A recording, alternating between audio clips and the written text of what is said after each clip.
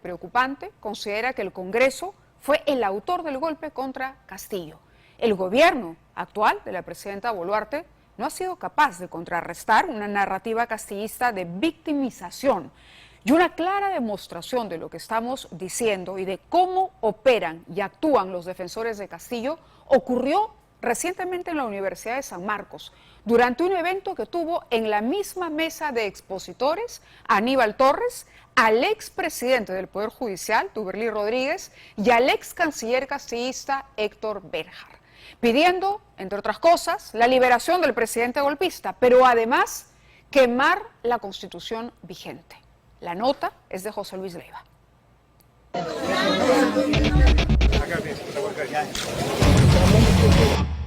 Pedro los cría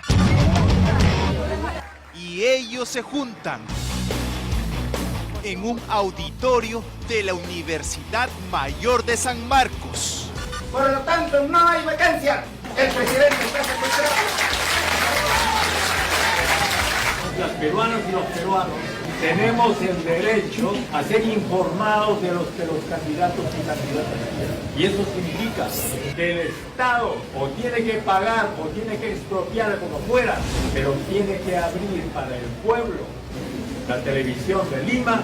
Pues ahora, además de lavar la bandera, ¿qué podemos hacer? Hay que quemar la Constitución del 93. Estos tres hombres de cabello cenizo son los tres rockstars de una dimensión alterna en la que Castillo sigue siendo presidente del Perú. Duberly Rodríguez, expresidente del Poder Judicial, involucrado en el escándalo de los cuellos blancos. Héctor Béjar, ex canciller castillista. Que Sendero ha sido en gran parte obra de la CIA y de los servicios de inteligencia. Y la celebridad que causó más furor, el ex primer ministro, investigado también por el golpe del 7 de diciembre, Aníbal Torres Vázquez. Nos falta despertar a los que nos consideramos intelectuales. Volvámonos más humanos. Trabajemos por todos.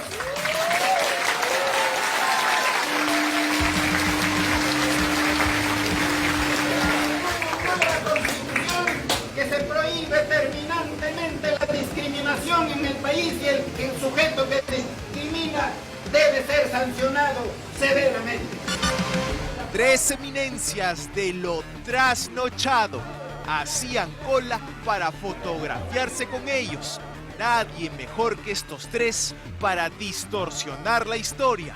Consiguieron un auditorio en San Marcos y a esta reunión del martes pasado la llamaron Crisis Política y Propuesta de Solución.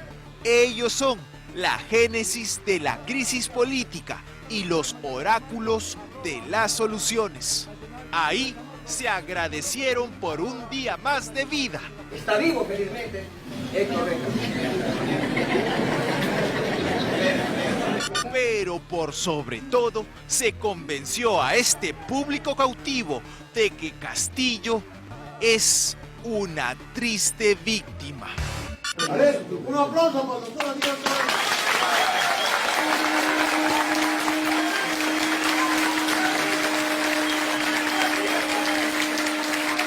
Quiero manifestar aquí, a manera de información, el hecho relativo a la vacancia del presidente Pedro Castillo.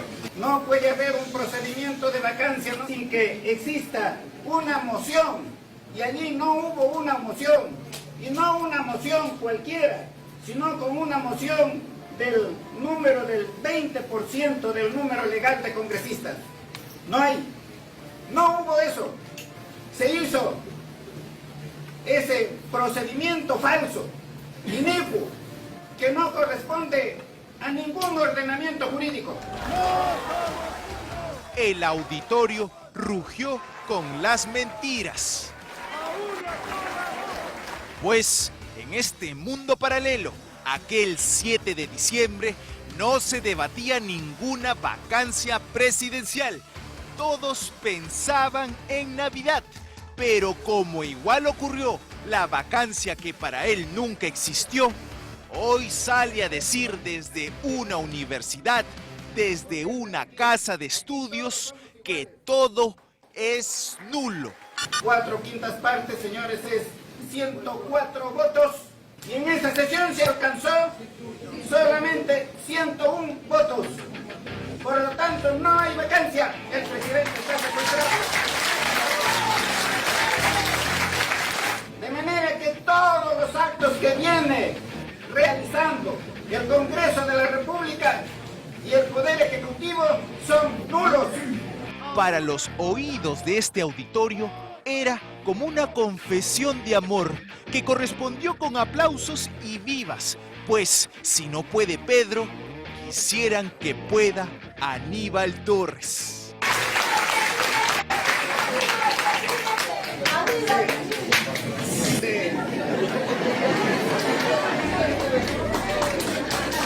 La pregunta que nos hemos formulado, ¿cuál es la solución?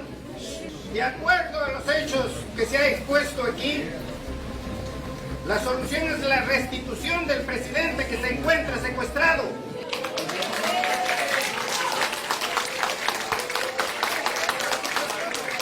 Esa es la solución, eso es lo prioritario. Pero alternativamente tenemos que trabajar por el adelanto de elecciones, porque no podemos aguantar esta situación hasta el 2026. Y esa es la alucinante bandera repetida. La solución a todos nuestros males es la segunda venida del Espíritu Santo, Pedro Castillo. ¿Cuál es la solución? La solución es la restitución del presidente que se encuentra secuestrado. Obviamente también la mesa de honor fue escenario de los más sentidos elogios.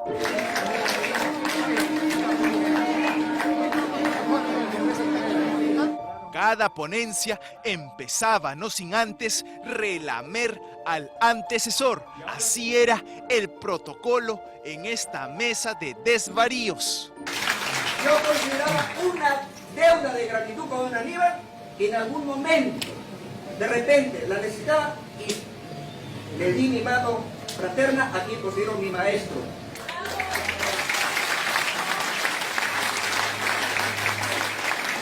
De Aníbal no tengo nada que decir. Te puedo decir muchas cosas buenas de él, igual que de Berlín. Entonces tenemos que acostumbrarnos a pensar cómo es posible hacer un país distinto. Porque después del secuestro del presidente Castillo, del golpe de Estado en el Perú, repudiado por todo el mundo, empezando por América Latina. Héctor Béjar fue el primer canciller de Pedro Castillo y el primero en salir del gobierno del golpista. Fue él quien dijo que la Marina de Guerra inició el terrorismo en el Perú. Con este mismo rancio pensamiento, pide ahora expropiaciones para que solo se diga lo que Castillo hubiera querido escuchar. Las peruanas y los peruanos tenemos el derecho a ser informados de los que los candidatos y candidatas quieran. Y eso significa que el Estado o tiene que pagar o tiene que expropiar como fuera, pero tiene que abrir para el pueblo la televisión. La televisión de Lima y las televisiones de Colombia. Para que allí haya debates como este. En un debate como este, el público estalló de júbilo cuando el más joven de los canosos ponentes habló de fuego. ¿Se acuerdan que cuando se programaba la marcha de los 4 suyos allá en el año 2000 para que se vaya la dictadura de Fujimori? Una cosa simbólica que hacemos que era lavar la bandera, ¿o no? Pues ahora, además de lavar la bandera, ¿qué podremos hacer? Hay que quemar la Constitución del 93.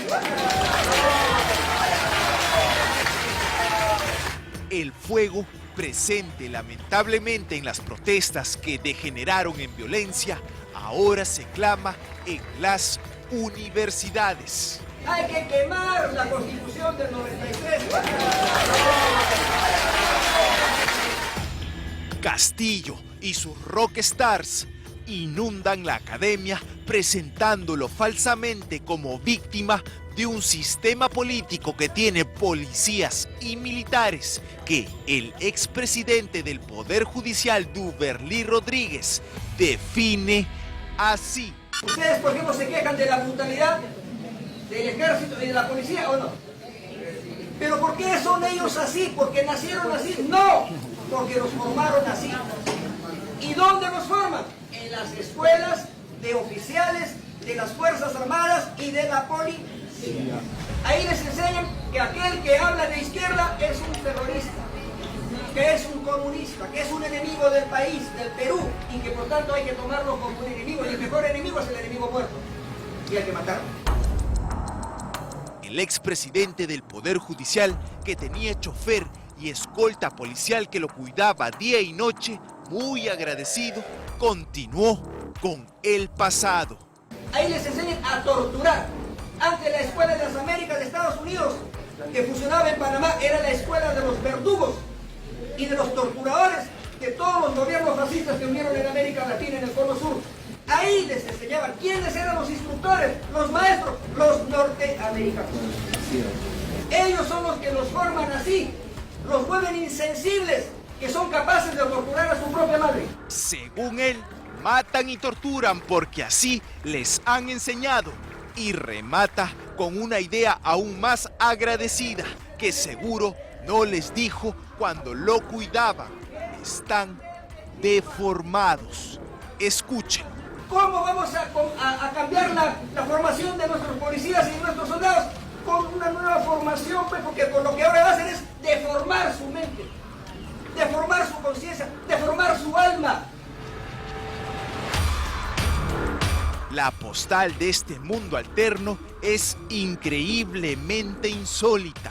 Fotos y autógrafos pedidos a quienes defienden lo que va más allá de lo absurdo y lo que es peor, dentro de una universidad.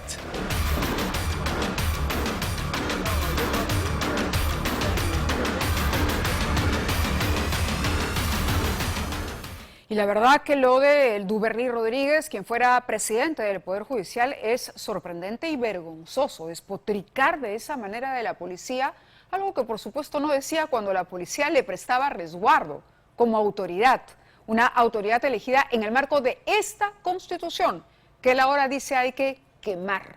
Pero decíamos que el gobierno